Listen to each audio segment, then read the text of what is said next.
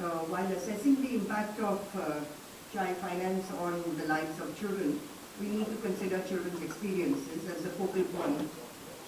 We need to ask whether policies, programs and services have made a real impact on children's lives and their behavior. We need to, it needs to be more participative and we need to involve children in the research. However, it's not easy because they play an active role in constructing their own developmental story, and this is increasingly being recognized. So we need to involve them in their own education. When we talk about child-friendly banks and products, we need to ensure that schools, NGOs, allied banks, they review their services and ensure that they're child-friendly. When we're talking about increased awareness, measuring change, behavior change, children's behavior change is not easy. And so we need to see how we can involve the children in creating the tools themselves. When we are talking about what are we going to research, we need to know whether the child learnt about, through the education, learnt about the importance of savings, process of managing money, post-enrollment or gratification. What are the views of children about the money saved?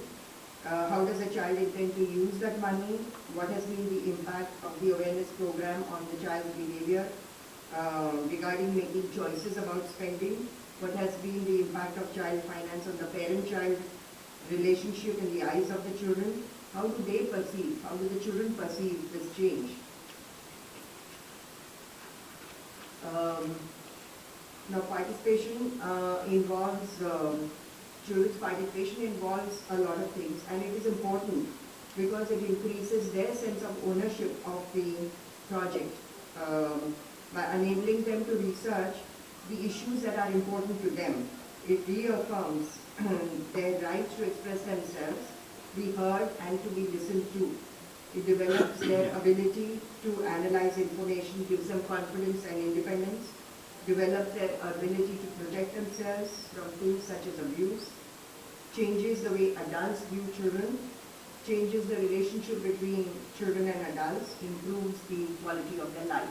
Now I'm talking about two main tools. One is group discussion and the other is self-reporting.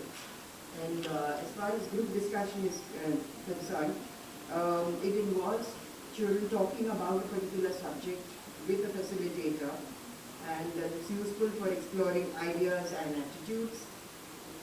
This is especially useful in early research. Of course, we come to the second one now. But children talk much more easily in groups rather than in one-to-one interviews with an adult.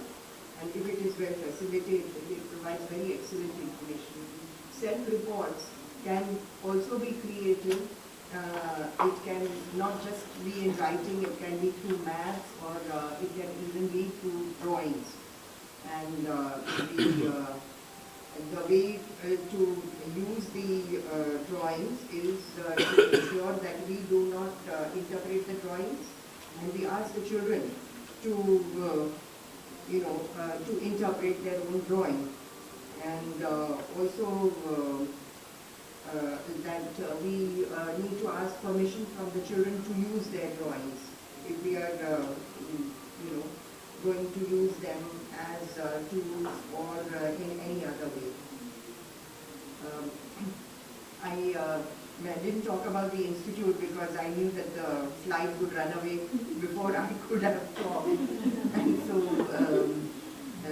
Lata Narayan is here.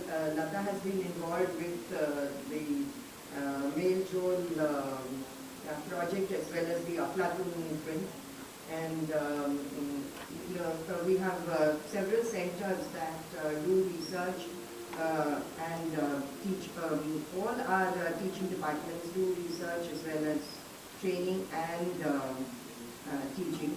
We also have field action projects, and Childline, Male Role and platoon, and actually Childline and Male Jewel have been the parts of the field action projects of my university. And Jaru started both Childline and Male Jewel while she was a faculty at the TIC.